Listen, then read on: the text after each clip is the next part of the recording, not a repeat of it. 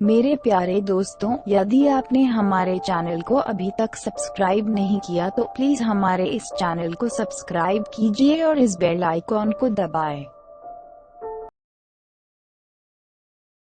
Pregnancy नारी जीवन की ऐसी अवस्था है जिसमें एक महिला को जितना ध्यान अपने खान पान पर देना होता है उतना ही अपने लाइफ स्टाइल पर भी देना होता है। ऐसा इसलिए क्योंकि जिस तरह से एक आम महिला और एक गर्भवती महिला की संरचना में काफी अंतर होता है, ठीक उसी तरह एक महिला के गर्भवती होते ही उसका लाइफ स्टाइल भी अन्य महिलाओं से अलग हो जाता है। लेकिन कई बार महिलाएं इसे जल्दी से स्वीकार करने से परहेज करती हैं और अपनी मस्ती में रहती हैं। उन महिलाओं को शायद इस बात की जानकारी नहीं होती है कि उनकी इन हरकतों का सीधा असर उनके शिशु पर पड़ रहा है। सेक्स हर व्यक्ति की जिंदगी का वो पल होता है जिसे करते वक्त बेहद आनंद और खुशी मिलती है। प्रेगनेंसी के दौरान सेक्स करना अन्य अवस्थाओं से बहुत अलग होता है। यहाँ हम आपको बता रहे हैं कि गर्भवती महिला को सेक्स के दौरान कॉन्डोम का इस्तेमाल क्यों नहीं करना चाहिए। अक्सर लोग ये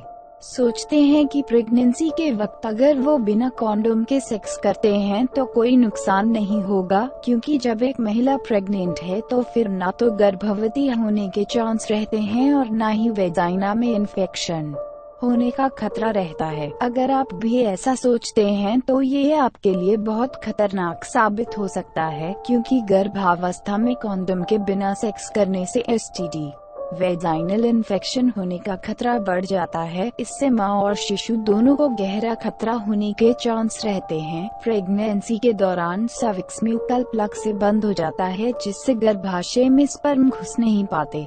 वेजाइनल इन्फेक्शन होने का खतरा बढ़ जाता है। इससे मां और शिशु दोनों को गहरा खतरा होने के चांस रहते हैं। प्रेगनेंसी के दौरान सर्विक्स म्यूकल प्लग से बंद हो जाता है, जिससे गर्भाशय में स्पर्म घुस नहीं पाते हैं, जिसके चलते वेजाइना के अलावा शरीर के दूसरे अंगों में इन्फेक्शन होने का खतरा रहता है। प्रेगनेंसी के वक्त इस बात का खास ध्यान रखें कि भूलकर भी कॉन्डोम के बिना सेक्स ना करें। प्रेगनेंसी के चलते अगर आप एसटीडी के उपचार के लिए कोई दवा लेते हैं तो ये आपके शिशु के स्वास्थ्य को काफी नुकसान पहुंचा सकती है। प्रेग्नेंट महिला को एसटीडी के अलावा chlamydia, syphilis, herpes, hepatitis B, gonorrhoea, दर्ज हो सकता है। इसका सीधा असर डिलीवरी के वक्त मां और शिशु दोनों पर पड़ता है। ध्यान रखें कि प्रेगनेंसी की प्लानिंग से पहले ही अपना एसटीडी और अन्य चेकअप करा लें, क्योंकि प्रेगनेंसी के वक्त इसके लक्षणों की पहचान करना बहुत मुश्किल हो जाता है।